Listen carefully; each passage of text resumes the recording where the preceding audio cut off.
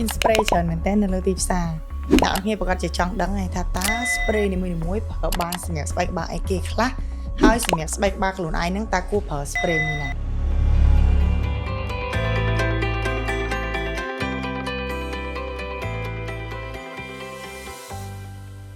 គ្រូមាន spray ជាច្រើននៅលើទីផ្សារតើ spray មួយណាដែលជួយប្រសក់យើងចុះ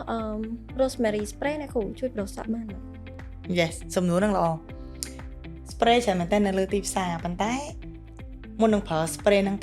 យើងត្រូវដឹងដែរថាខ្លួនឯងយើងស្ថិតនៅក្នុងប្រភេទស្បែកក្បាលមួយណា rosemary spray ប្រើបានសម្រាប់អ្នកដែលចង់ថែរក្សាសក់បានតែសក់ស្អាតដូចអ្នកគ្រូអញ្ចឹង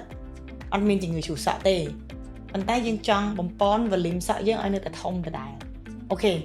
សម្រាប់ស្បែកក្បាលអ្នកគ្រូយើងអ្នកគ្រូអាចប្រើ rosemary spray បានចាអ្នកគ្រូចុះ minoxidil ប្រើបានទេអ្នកគ្រូ minoxidil ស្បែកក្បាលរបស់អ្នកគ្រូមិនបាច់ចាំប្រើ minoxidil ទេ minoxidil ប្រើសម្រាប់អ្នកដែលមានជំងឺឈូសក់នៅក្នុងកម្រិតល្មមមិនមែនកម្រិតធ្ងន់ធ្ងរទេអន័យថាគាត់នៅមានកូនសក់គាត់អាចប្រើ minoxidil បានប៉ុន្តែការប្រើប្រាស់ minoxidil ធម្មតាវាគេហៅមាន first stage របស់វាគឺប្រើទៅធ្វើឲ្យជ្រុះសក់ដំបូងហ្នឹងអញ្ចឹងទាមទារការ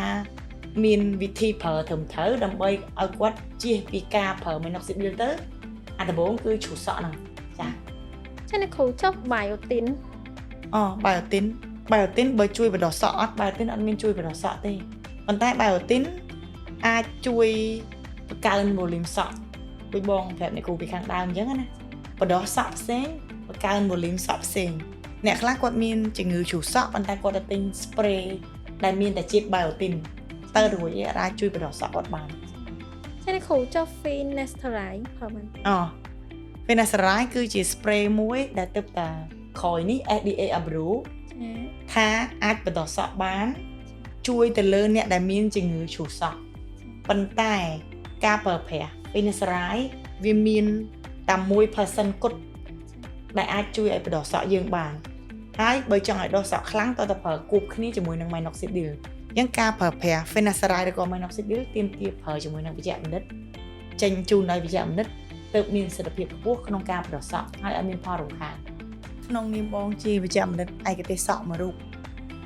ពេលដែលអ្នកទាំងអស់គ្នាកំពុងតែមានបញ្ហាជំងឺជ្រុះសក់ចាប់ផ្ដើមពី10 20ដសៃឡើងលើ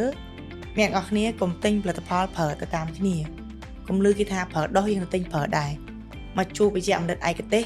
ដើម្បីឲ្យដឹងថាតើខ្លួនឯងមានជំងឺជ្រុះសក់មែនអត់ស្បែកក្បាលខ្លួនឯងប្រភេទណាគួរប្រើ spray ប្រភេទមួយណា